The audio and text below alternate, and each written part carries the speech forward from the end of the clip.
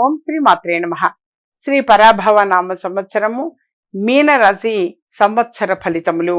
పూర్వభాద్ర నక్షత్రము 4వ పాదము, ఉత్తరాభాద్ర నక్షత్రం 1, 2, 3, 4 పాదములు, రేవతి నక్షత్రము 1, 2, 3, 4 పాదములు. ఆదాయము 14, వ్యయం 11, రాజపూజ్యం 7, అవమానం 2. మీనరాశి వారికి ఈ సంవత్సరం మిశ్రమ ఫలితాలను తెచ్చే అవకాశం ఉంది. ఈ సమయంలో కొన్ని రంగాలలో సానుకూల ఫలితాలను మరియు మరికొన్నింటిలో ప్రతికూల ఫలితాలను ఇవ్వవచ్చు.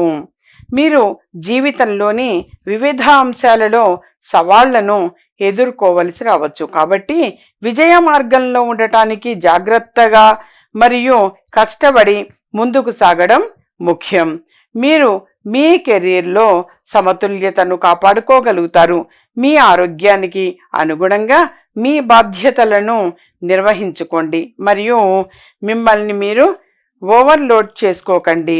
మీరు కెరీర్ మరియు ఆరోగ్యం మధ్య సమతుల్యతలను నిర్ధారించుకోవచ్చు. మీ సామర్థ్యానికి మించి పనిచేయడం వల్ల మీ ఆరోగ్యంపై ప్రతికూల ప్రభావం చూపవచ్చు.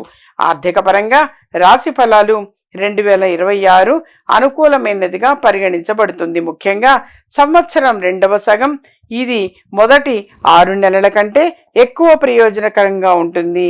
మీనరాశి విద్యార్థులకు ఈ సంవత్సరం 2వ సగం విద్యా విజయాన్ని మరియు విద్యారంగంలో మంచి ఫలితాలను తెస్తుంది.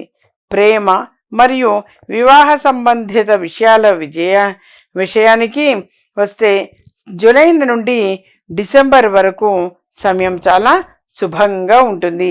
మీరు కుటుంబంలోని సంబంధాలను జాగ్రత్తగా మరియు అవగాహనతో నిర్వహిస్తే మీ ప్రియమైన వారితో మీ బంధం సామరస్యపూర్వకంగా ఉంటుంది. ఆరోగ్య దృక్కోణం నుండి 2026వ సంవత్సరం కొంచెం బలహీనంగా ఉండవచ్చు.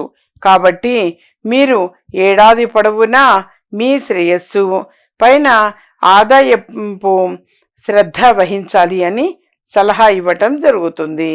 సానుకూల ఫలితాల కోసం మర్రి చెట్టు వేళ్ల దగ్గర తియ్యటి పాలని అందించడం చాలా మంచిది. నిత్యం కూడా కనకదుర్గాదేవి ఆరాధన అనేటువంటిది వీరికి ఎక్కువ శుభాలను కలుగచేస్తుంటుంది.